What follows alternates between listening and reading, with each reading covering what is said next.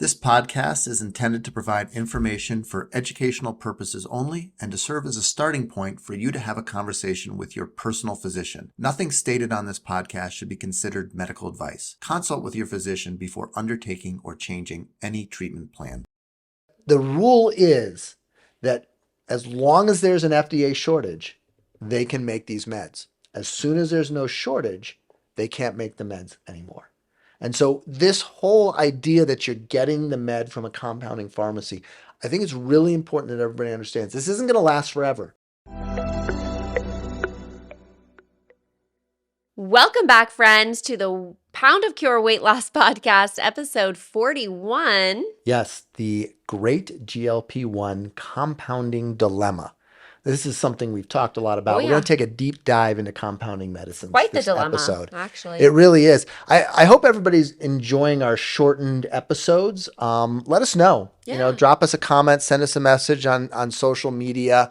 We're trying to find the format that works the best for you. We really believe in the value of putting this educational content out for you, and we're trying to find the thing that's going to work the best for you guys out there. But we won't know unless you tell us. Absolutely not. All right. So let's move into our In the News segment. So this is an investigative piece by CBS News where they really dug into the compounding pharmacies. And we're going to talk a lot about that this episode. So the first thing is 2 million people have used compounded GLP-1 medications. That's a lot. That is a lot. Yeah. So let's first very quickly talk about what a compounded medication is. So traditionally, if you're going to get Zepbound or Wegovy or Ozempic, Mounjaro, you're going to get a prescription from your doctor and you're going to go to the pharmacy and they're going to hand you the medication that is direct from the factory, licensed by direct from the factory of the pharma company that holds the patent. So Novo Nordisk holds a patent on Semaglutide, that's Wegovy and Ozempic. Eli Lilly holds a patent on Tirzepatide, which is Mounjaro and Zepbound. So by law, these are the only companies allowed in the United States and most countries to manufacture these medications. There's international patents. Now, not every country respects international patents, China being kind of the obvious exception.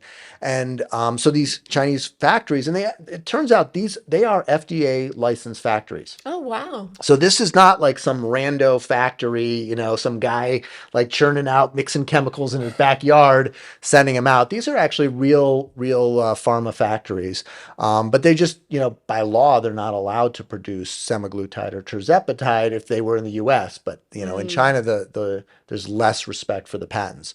So these medications are then shipped over to compounding pharmacies who, because of the shortages, there is a law that says if there's a shortage, then compounding pharmacies can produce these medications. And it is not against the law. And this is actually a pretty sensible law. Yeah. If there's shortages and we need meds and there's another way of producing them. There's a factory producing them right there. Let's do it. Yeah. And so that's where these compounded meds come from. And they'll often mix it with like B12 or thiamine or something that kind of makes it a novel compound. So it's not just a direct knockoff of the med.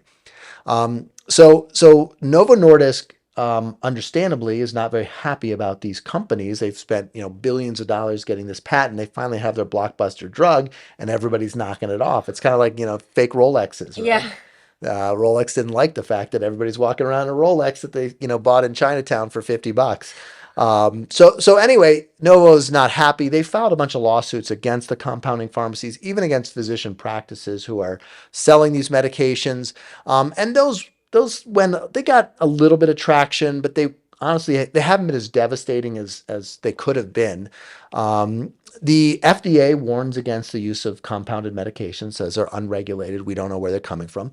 The Obesity Society, which is kind of our leading medical or bariatric medicine, not surgery, but the medical management of obesity, they recommend against their use. I think when we're talking, these are not black market meds. These are gray market, right? Are they perfectly legal and legit and clean as a whistle? No. But are they, like I said, some guy mixing stuff up in his backyard and selling it out there? Breaking Bad style. Yeah, this is not, you're right. It's not Breaking Bad. These are real factories producing this. This is clearly a gray market. So Mostly compounded drugs are like someone needs to take Bactrim, and the tablet has a dye in it, and they're allergic to that dye. And there's a lot, there are patients out there who are allergic to tons of medications because they're actually just allergic to one thing, which is a dye that happens to be used in 10 or 15 different medications. And so compounding pharmacies have kind of existed to help these patients get their Bactrim in a form that it doesn't have this thing. Maybe take a medication and make it into an ointment. Back in the day, I used to use those before we kind of understood bariatric patients can take pills quite comfortably. I would sometimes have patients get their SSRIs and their other medications compounded so that they could get them in a liquid form. That was kind of a big Tasty. thing. Yeah, yeah. That was a big thing for a brief period of time, and then we realized it probably wasn't necessary. So that's what compounded meds are for.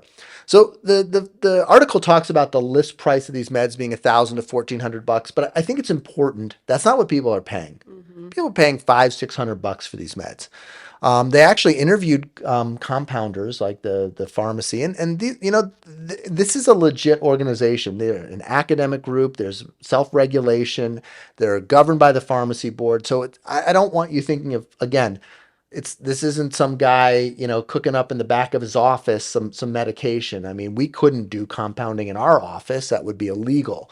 And so these are legit pharmacies. They do good work, and they have filled a role for a long time in our healthcare system. And so the compounders said, "Hey, listen, we do a lot of testing on these things. We make sure that they're legit. We make sure the dose is right. So these are in general responsible people trying their best to do responsible work. But truthfully, compounding has a dark past. And in 2012, 64 people died when a compounding pharmacy released an injectable steroid that was contaminated. And the steroid was used for like spinal injections. Oh, no. I know. So people were getting like a bacteria-laden spinal injection, and they were paralyzed. They died of meningitis. I mean, it was terrible. I think the guy who did this went to jail. Jeez. It was ugly. 64 people died. Hundreds of people were harmed by this. So there is some history there.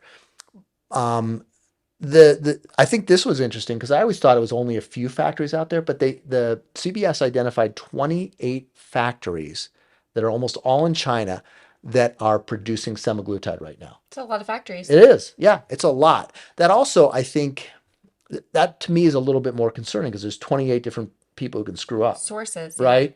If there's 3, then, there's less likelihood of someone screwing up, I think. I think the concerning thing is that at least half of those companies have entered the market and started selling semaglutide in the last 12 months. So it's not like, crank it out. Let's get that money. Totally. That they're seeing an opportunity, they're manufacturing it, and they're really highly motivated by money. I mean, I think all of us are motivated by money. I don't think there's anything wrong with that. But, the question, you have to look at motives when you're looking at safety because, show me the incentive and I'll show you the behavior. Here's the thing that I found just fascinating and also probably really great news for everybody out there. Compounders, so the pharmacies, can buy semaglutide from these manufacturers for $4,000 a gram. So if you do the math on this, even if you mark the drug up 100%, meaning compounders if they buy it for $4,000, they're selling it for $8,000, that would come down to $76 a month for the highest dose. Oh, right? My I mean, gosh. imagine if GLP-1s were $100 a month or less, which to me says manufacturing these meds is cheap. Yeah, that's not the issue. It's not the issue. The issue is not the cost of the actual medication, which is great. There's also a lot of talk, and the article mentioned it, that all the shortages are from the injector pens.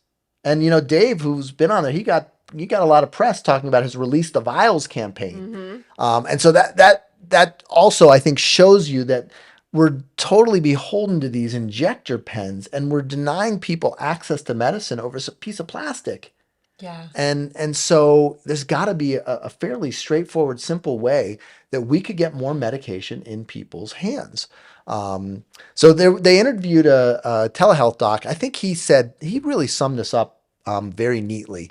And so he said, nothing in life is without risk. But I would also argue that the status quo is not safe for people who need the medicine and can't get it. He said they're constantly triggered by all this food that's causing their weight to go up and their sugar to go high, increasing their insulin resistance and affecting their limbs and their eyes. And I think that's important, and we see this every day, that there are consequences in not getting this medication. And so we do have some risk from these compounded drugs, but we also recognize that there are consequences if you don't take the medication. So the article is actually quite complimentary of compounding pharmacies. We've talked about them. I'm super risk averse, which is kind of ironic because I'm also a surgeon. But maybe that makes me a good surgeon because I avoid complications like the plague.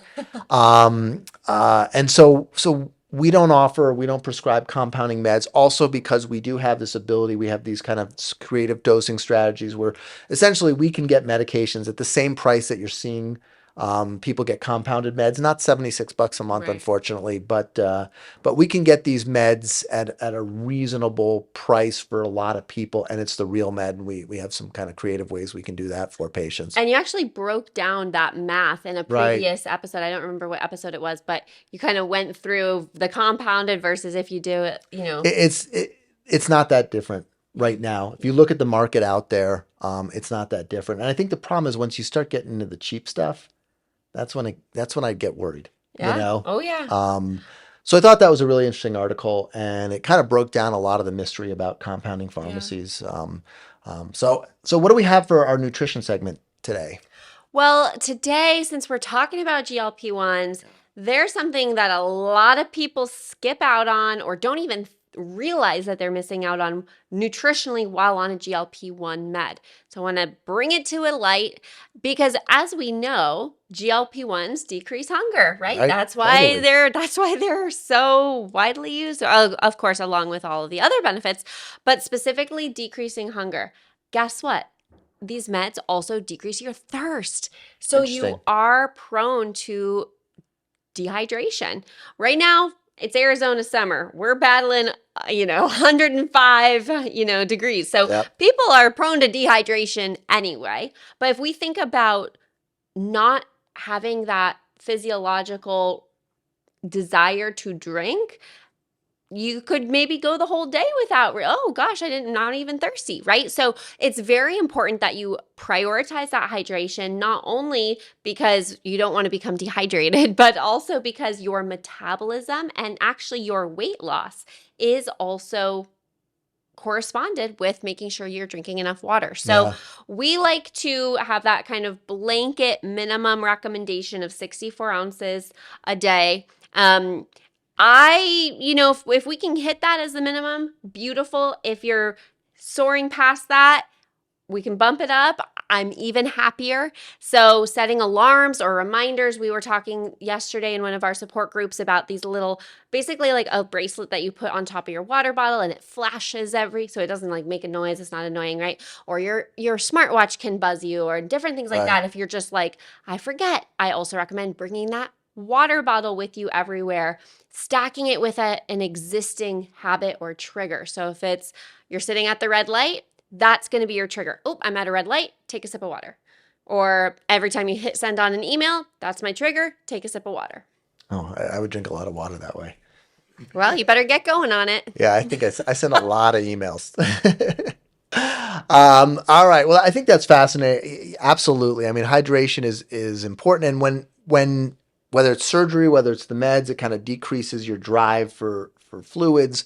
It's really important to be diligent about that. So I think that's a Absolutely. great point. Yeah. All right. So let's move into our economics of obesity segment. We're going to talk a little bit more about compounding pharmacies. I think I already discussed what a compounding pharmacy is, but there's two different types. And I think it's important to understand the difference. And this also I think is going to speak to us about what the future of compounding pharmacy or compounding medications is. So there's 503A and 503B compounding pharmacies. And the 503A are smaller. And this is kind of your local neighborhood compounding pharmacy. That's where you go and you say, hey, can you take this thing and make it into an ointment for me or an eye drop or remove this ingredient? And it's really designed to kind of treat patients as an individual on an individual level. Which is great. Yeah, which is great. They also have the ability to take medication from China and mix it with B12 or thiamine and sell it. And a lot of these meds are coming from them, but the majority are coming from 503B pharmacies. These are larger and they're held to a much higher standard. 503A is regulated by the State Pharmacy Board. 503B is regulated by more of a national board, and there's more inspection in terms of the manufacturing process, and it's a lot higher standards to become a 503B. But they also are able to essentially mass produce these meds. And so that's where the majority of the compounded meds are coming from, is these 503Bs. There's a lot fewer 503Bs than 503As out there as well. But the rule is that as long as there's an FDA shortage, they can make these meds. As soon as there's no shortage, they can't make the meds anymore. And so this whole idea that you're getting the med from a compounding pharmacy, I think it's really important that everybody understands this isn't going to last forever. People are not going to be getting these meds from a compounded pharmacy 5 years or 10 years down the road. I think That's really interesting. Yeah, because at some point the patents will kick in and they will not be able to do that. Now, when the medication becomes generic, that'll be really interesting because we may see semaglutide, and again, we've talked about 2026 as a potential patent challenge to semaglutide. If that happens, we may see they could potentially do it. So the reason they're restricted is the patent laws. And so if the patent laws disappear, they may be able to find a space there. So I think the shortages are really what allow compounded meds to be used. 503A can still produce meds after the shortages. So it's only the 503B pharmacies that will be restricted from producing. Those are kind of the bigger big ones, producers. Right? Yeah. So So we'll see the majority of them fall off. 503A could still do this, but they're limited in the number of people they can treat. They're limited in the size of their facilities. They're limited in the amount of medication they can make. And so but I think it's important also, again, as we talk, these pharmacies are run by honest people, and in general, they're doing decent work. I think a really important thing is 2 million. We talked earlier. 2 million people have tried compounded meds. How many major healthcare problems have we had from these compounded meds so far? None. yeah. None. So Novo Nordisk claims that they found bacteria and some compounded drugs, and maybe they did, maybe they didn't. But let's be honest, they have a strong incentive. And listen, if there's a few bacteria cells, that probably is true about their meds too. Right. And so, but we haven't seen any disasters about this. And so I think if you're out there using compounded meds, I'd love to hear what your experience is. There are a lot of people who tell us that the compounded meds don't work as well as the real meds. And we've had a lot of patients who come to us and we transition them off compounded meds onto the real meds, and they're like, oh, these things are a little better. And there was initially some scrutiny because, especially with semaglutide, they released it as the salt, and the Ozempic Wegovy is just the plain molecule, not in salt form, and that might result in a difference in the function of it. But I think the two things are, we don't know, and I think a lot of us suspect the meds don't work quite as well. Compounded meds don't work quite as well as the real ones. Well, because you can't confirm the dose. You don't know exactly how much is in there. I think that's really the big point too, is that are you getting ripped off? Is it possible? Because then these things go out to spas and other places. Right. And so there's a lot of hands in this, and it's kind of being passed down from multiple levels. And depending on, there might not be honest people at all at every step in that chain, and people might be cutting down the dose. And you can imagine you could cut the dose in half and cut that essentially cuts your costs in half, and no one would be the wiser. Right. No one would know, unless they took it to a lab and tested it, which could happen. Yeah. But I think there's a lot of opportunity to get ripped off. And I certainly have seen this where patients thought hey, listen, I'm on 1 milligram of this medication and I'm not losing any weight. And we put them on 1 milligram of the real med and they can't even tolerate it. It's like too strong, like they're totally two different things. Mm-hmm. So that's probably happening. Not all the time, of course, but there's no ability for that. I think the other thing that we've seen is patients come in and they're like, I'm on compounded Tirzepatide. And we're like, what dose? 10 milligrams. And I'm like, how much are you paying for that? $400 a month. Wow. Do you know you can get it, the real stuff from your insurance for $25 a month? So before you do compounded meds, please check your insurance. We actually have a calculator on our website, not a calculator, but a quiz. It's really a guide, I guess. And you call the insurance company, look up your hemoglobin A1C before you do it. If you know it, that can impact your coverage.